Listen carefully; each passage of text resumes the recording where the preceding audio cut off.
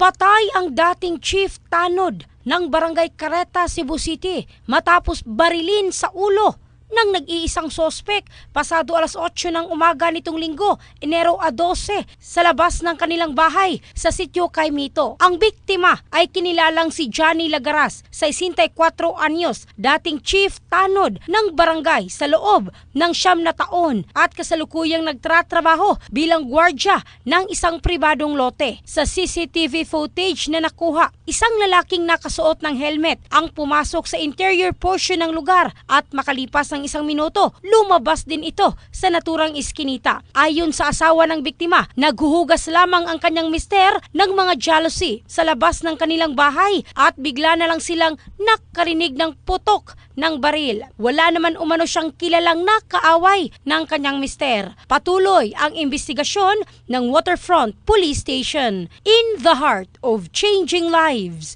ito si Michelle Craste ng Brigada News Philippines, the Music News Authority.